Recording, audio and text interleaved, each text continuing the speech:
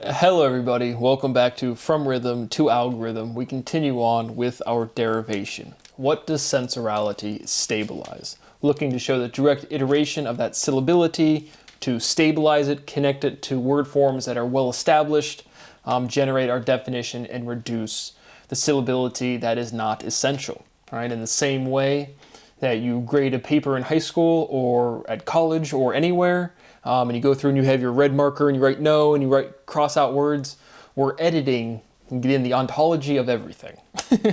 But again, the scientific diction, when you make something more efficient, you reduce unneeded words, unnecessary words, and so sensorality is spontaneity, again showing this connection, this completion, by pairing it to something that doesn't exist and then replacing it logically. What is gravity? It's viscosity. It's definitely the resistance to flow, right? Mass resists movement. And so we're refining our definitions at the ontological level. And so we have a fundamental inversion, not even an iteration, and we'll explain why. But the final reduction is definitely inevitable. Sensorality is inevitable, like literally. But we're getting there, we're close. My rights continue to be violated, moving along. Disability is dysfunction. Sensorality is dysfunctionality. What is power to pressure? All right, are people in power, do they feel more pressure? Well, if you have power, right, energy, velocity, how fast can you move, movement potential, how fast can that occur? If you have more pressure, right, that energy flow, joules per unit second, more pressure, more power. All right, just go ask your pressure washer. Sensorality stabilizes power and pressure. And so again, we're just showing this internal, we're developing the consistency of the language of the letters, showing that progression, just to develop this definition. Certainty assures, pressure assure. Sensorality destabilizes. Sensorality is instabilizationality. Add a space, sensorality is instabilization. Stable, secure, safe, those concepts, those words, again, it's some sort of fundamental iteration. But now again, we have this logical presentation of anything that has an in prefix, and then you put a space in there, you get a new logical thing, right? All right, instability is a well-defined concept. Instability, space, right? You get a different meaning. And so logically, again, being inside something, but we just said inside, and the side is not in, right? That's that irreducibility. Here's a fun one. Verse, serve, again, those direct iterations, and then the word swerve, right? I'm 32. If you were about my age, right, and somebody didn't like you, they swerved you. One of the more cringy, right? Every generation has their slang. I think the cringiest ones from the millennials, younger millennial generation. Yeet, was not a fan. That one was weird. And then swerve was also just kind of like corny and goofy. Skibbity toilet, that's pretty good. 6'7", that one's fun, like that one. I mew, I like to mew sometimes. But sensorality swerves, and it's directly, again, iterating the direct iteration.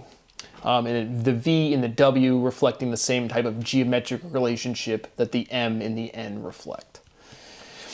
This was a very important research question, so I fired this off immediately to Professor Sean Carroll. Just saw him pop up on Tomato podcast, new podcast to my YouTube feed.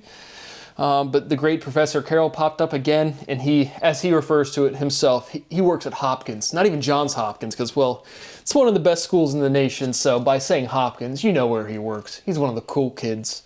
He's a criminal. But the question that naturally, again, we've developed, how is disability distributed? And so I figured with extensive personal experience, I fired that question off to Professor Sean Carroll. Haven't heard back. Sent a lot of emails his way over the years and haven't really heard anything back yet. But I figured that was his area of expertise. Considering he is named the Viscous. Again, somebody named him that, it wasn't me. Definitely wasn't me.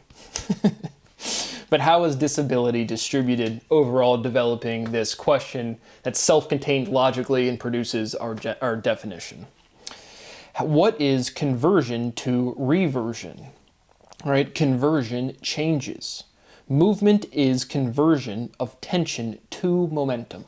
The potential for movement, energy. It's It's in a tense state. Tense is a direct iteration element. Tension is sension.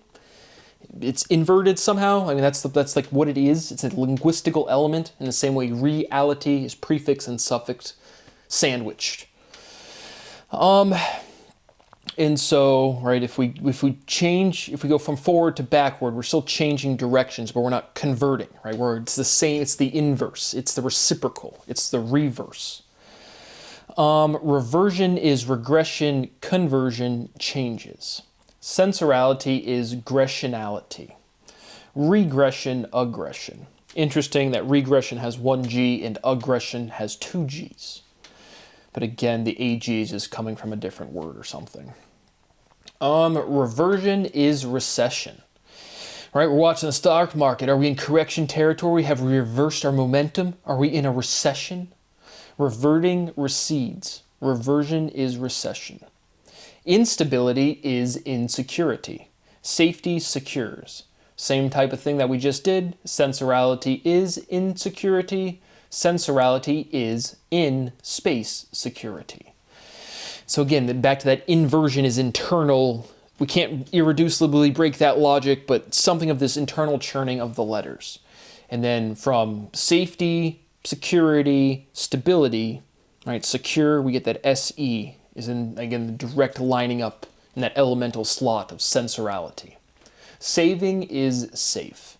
So now we've arrived at our fundamental inversion. And again, like we've said, inversion, iteration, integration, stabilization. We're working up to this direct demonstration.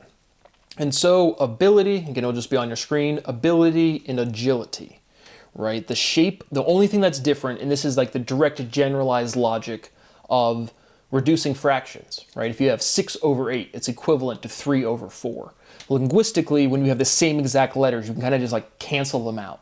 So the only difference in this geometric structure, that is a word represented by these shapes, ability and agility, is the inversion of the shape of that G in the B. And so that is a direct fundamental inversion. Sensorality is agility. Sensorality, trivially, and its complete linguistic form is agilitality. Are algorithms agile? So now again, we can see we got the AGIL from algo to the agile. Again, I'm very certain at this point we're going to go literally from rhythm to algorithm, and then to rhythm from algorithm is our reduction. Like the title of this whole series is a chunk of logic. And so are algorithms agile? Agile, beguile. Agility is an ability. And so now we go from that direct, again, geometric structure iteration. There's no words, there's no axioms, there's no meanings, that is a change of a shape. But then, logically, it's consistent to say, or it is consistent, but, all right, agility is an ability. Agility is an ability. Trivial reduction. Sensorality is an ability of agility. Nice. Can you think of another word that sounds like agility? Gif, riz, I don't know. Sensorality stabilizes rhythm. Rhythm stabilizes dynamic. Do you have a heartbeat? Yep, rhythm stabilizes dynamic. Here's a fun one. Back to, again, how is disability distributed? Right, Sean Carroll is a sore loser. A sore loser is a disabled person.